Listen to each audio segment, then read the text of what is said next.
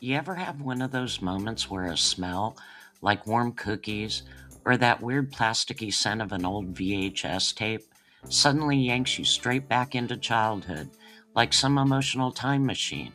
And for a split second, you feel safe again and calm. And you. What if I told you that's not just your brain reminiscing? That's your brain performing one of the most powerful emotional magic tricks it has. Today, we're unlocking the psychology of nostalgia, why we look back, why it matters, and why it might be quietly shaping the way you move forward. Let me tell you a secret. Nostalgia is basically emotionally sweet and sour sauce. It's warm, cozy, reassuring, but if you pay attention, there's also a tiny ache under the sweetness, a kind of soft sadness that says, that moment's gone. Humans are one of the few species that experience that bittersweet blend. The reason?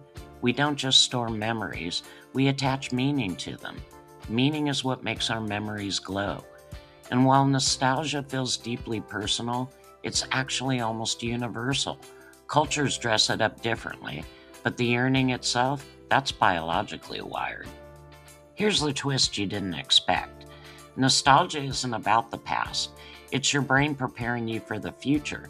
Studies show people become more optimistic after nostalgic recall. Your brain uses comforting memories like emotional fuel. Look, you've done hard things before. You'll do them again.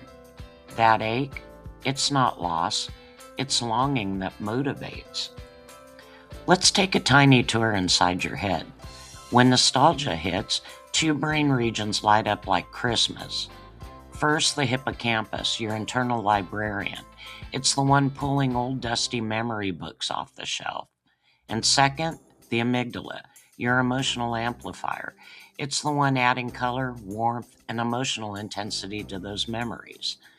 This is why your childhood memories feel almost high definition. Back then, the world was new. Your hippocampus was recording everything with blockbuster level lighting. And then there are sensory triggers, the real showstoppers. One song from 2007, suddenly you're 17 again, standing in a parking lot, feeling invincible and insecure at the same time. Smells? They go straight into the limbic system, the emotional brain, which is why one whiff of sunscreen can drop kick you back to a childhood beach. If nostalgia feels real, it's because your brain replays it using the emotional settings of the original moment. Nostalgia is basically your brain handing you a psychological weighted blanket.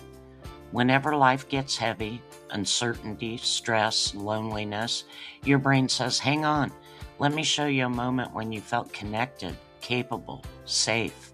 It's a grounding technique built into the human operating system.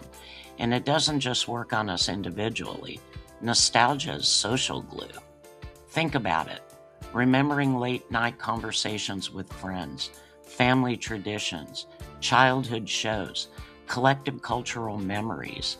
These things remind us you belong somewhere, and belonging is emotional oxygen. During chaotic periods like big transitions, global crises, society experiences spike in nostalgia. It's not regression, it's survival.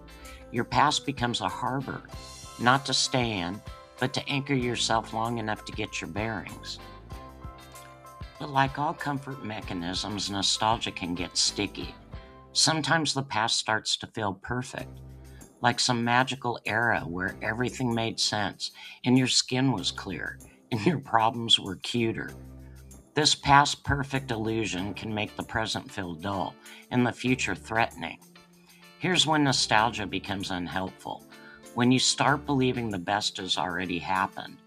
When you idealize old relationships or eras that were actually quite messy. When looking back replaces moving forward. When it slides into rumination instead of reflection. Clinical nostalgia, the heavy kind, is basically emotional quicksand. You sink into what ifs instead of living the what now. Here's the beautiful part. Nostalgia isn't something to avoid, it's something to use. Reflect, don't rewind. Ask what part of that memory is my soul pointing to? Was it freedom, connection, creativity? That's the message. Share your memories. Shared nostalgia deepens bonds instantly. It tells people this is who I've been and who I'm becoming. Let the past inform the future. Your memories contain patterns, lessons, hints about what brings you alive. They're a mirror, not a mattress. And here's the grounding intervention. When nostalgia comes, use it as a compass, not a calendar. It points to what matters, but it doesn't ask you to go back, just to carry something forward. Maybe your longing for the good old days isn't about wanting to relive them.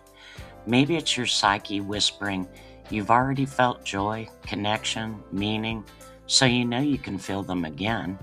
Nostalgia isn't looking backward, it's remembering who you've been, so you can step more fully into who you're becoming. What memory do you find yourself returning to when life feels overwhelming? And what do you think that memory is trying to remind you about who you really are? Share below, I read every comment. If you've enjoyed this video, please like and subscribe. And until next time, my little cherubs, Meemaw's always rooting for you.